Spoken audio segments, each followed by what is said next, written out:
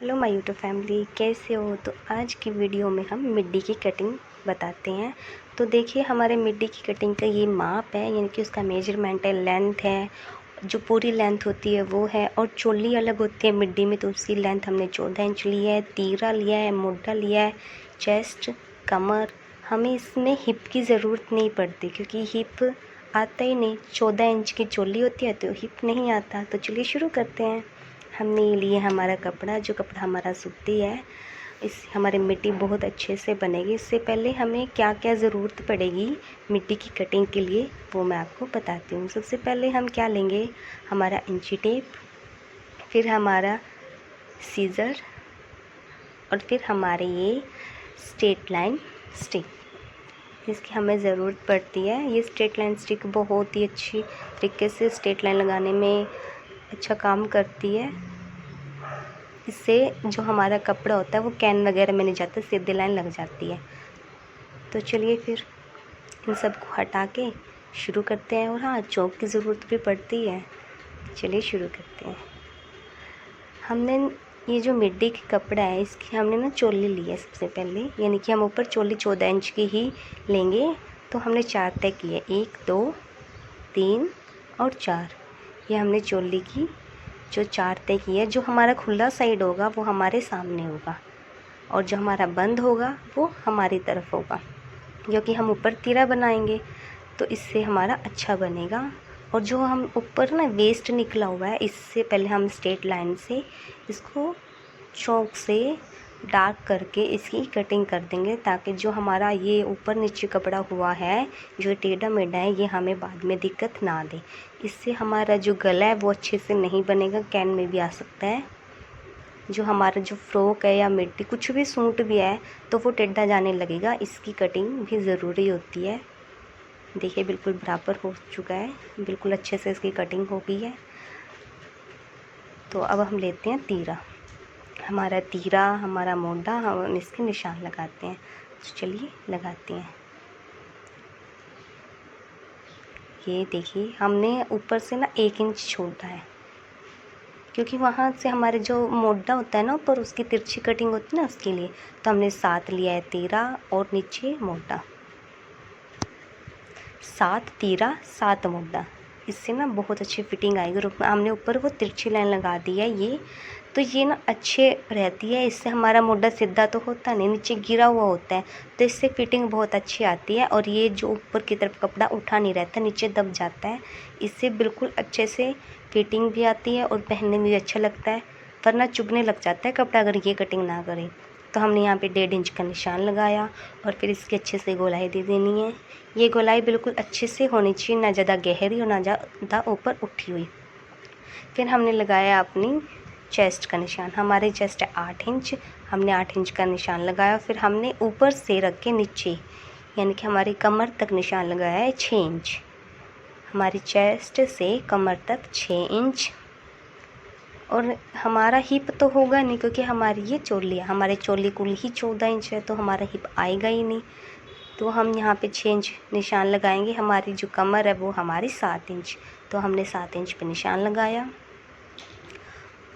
अब हमारी हिप तो होगी नहीं, इसलिए हम ऊपर इंची टेप रख के और नीचे तक 14 इंच तक का निशान लगाएंगे, हमारे चोली का निशान।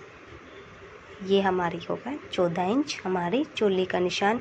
स्ट्रेट लाइन रख के हम इसको अच्छे से बिल्कुल सही तरीके से इसकी लाइन लगा देंगे, ताकि हमारा कपड़ा इधर उधर ना जाए। और फिर जो ऊपर हमारा चेस्ट से कमर तक था, उस निशान को भी हम मिला देंगे। ये देखिए, और ये हमारा ना सिलाई का मार्जिन है, कटिंग का नहीं है। तो हम कटिंग का मार्जिन लगाएंगे 2 इंच एक्स्ट्रा। हमें ये लगाना भी ज़रूरत होता है, क्योंकि कभी कभी हमारा कपड़ा भी सिकुड़ जाता है। तो अगर कपड़ा सिकुड़ जाए तो हम कम से कम इसको खोल तो सकते हैं।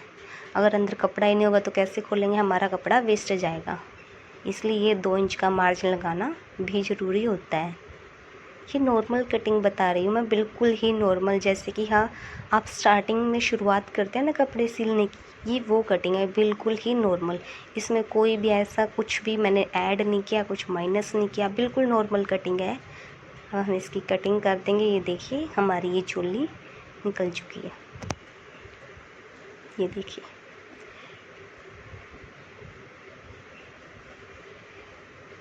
हम अब इस जो हमारा फ्रंट है और बैक है उसको अलग कर लेंगे। ये हमारा फ्रंट है ये, और ये हमारा बैक है, यानी कि जो बैक साइड होता है पीछे वाला, ये इस पे हमारा पीछे वाला गला बनेगा। ये देखिए बिल्कुल इक्वल है, हमने कोई ऊपर नीचे नहीं किया और कोई छोटा बड़ा नहीं लिया, क्योंकि हमारी फ्रॉक जैसी मिट्टी होती है, इसमें कुछ अलग लेने की ज़रूरत नहीं होती, कुछ फालतू लेने की ज़रूरत नहीं होती। लेकिन हाँ, कभी ऐसे होता है ना कि सूट में हमें 2 इंच एक्स्ट्रा लेना होता है ऊपर से, क्योंकि ना जो लेडीज़ होती है थोड़ी हेल्थी होती है, उनका ना गला पीछे जाने लग जाता है। इसलिए हमें जो पीछे वाला बैक होता है ना, गला होता है, पीछे वाला पीस होता है, उसको 2 इंच एक्स्ट्रा लेना होता है ऊपर से। लेकिन हम ये कुछ पतली ही लड़की का बना रहे हैं, कुछ ज़्यादा मोटी का नहीं बना रहे, तो इसमें हमें इसकी ज़रूरत नहीं पड़ेगी। और हम इसका गला किसी और तरीके से बना रहे हैं, तो इसलिए हमने कोई भी एक्स्ट्रा मार्जिन नहीं रखा है, बिल्कुल इक्वल है ऊपर से नीचे तक।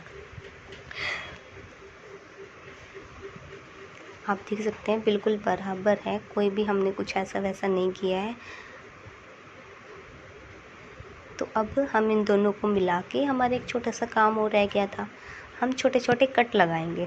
छोटे छोटे कट जैसे गले पे, गले के जो बीच वाला कॉर्नर होता है इस पर, और ऊपर वाली जो हमारे फिटिंग जहाँ से हम शुरू करते हैं सिलाई, जो आर्म होल के पास होती है ये, और हमारे ये नीचे वाले तक, ताकि हम जो नीचे वाला घेरा लगाएंगे वो हमें पता चले कि हमारी सिलाई कहाँ तक है, हमें उसका यूज़ कहाँ तक करना है।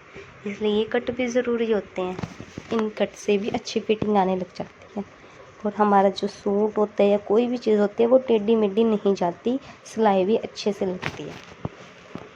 तो आगे शुरू करते हैं, हमारा जो नीचे वाला घेरा होता है वो, इसके लिए हमने ये कपड़ा बिछाया हुआ है। हमारे जो नीचे घेरा है उसके लिए हमने चोली की कटिंग कर दी है। चोली की कटिंग करने के बाद ही हम नीचे वाला घेरा की कटिंग करेंगे, और फिर हम उन दोनों को स्टिच करेंगे, एक दूसरे के साथ मिला देंगे। अगर आप चाहे तो एक साथ भी कटिंग कर सकते हैं, जैसे ऊपर वाली चोली और इस नीचे वाले घेरे की एक ही उसमें कटिंग कर सकते हैं, लेकिन हमने ये पीस अलग अलग किया है और हम इसकी अलग अलग ही कटिंग करेंगे।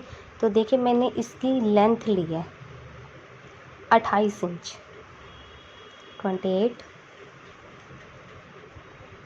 इंच हमने इसकी लेंथ लिया है, और उधर साइड से भी हमने 28, जितनी आप इधर साइड से लोगे ना उतनी ही उधर से लोगे, और जो हमारे नीचे है वो वेस्ट है, वो हमारे किसी काम का नहीं है।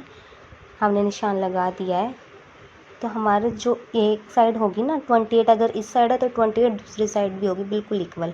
और जो हमारा ऊपर से कॉर्नर, ऊपर वाले कॉर्नर तक है वो 10 इंच है, और इधर साइड भी 10 इंच है, हमने बिल्कुल बराबर रखना है। अगर आपका ये बराबर हो जाता है ना तो मतलब आप सही जा रही हो। और हमने जो ये बीच के लिए है ना, हमारी कमर कितनी थी 14 इंच, तो उससे हम आधा या 1 इंच ही फालतू लेंगे, तो हमने यहाँ पे 15 इंच ले लिया है। हमने यहाँ पे 15 इंच लिया है, क्योंकि आधा इधर सिलाई में भी तो जाएगा ना, तो इसलिए हमने ये लिया है। और ऊपर से हमारा और इधर साइड से हमारा 10 इंच है, और बीच में से हमारा 15 इंच। तो अब हम ना इसकी हाफ़ करेंगे, यानी कि इसकी जो हमने 15 इंच निशान लगाया इसकी हाफ़ करेंगे।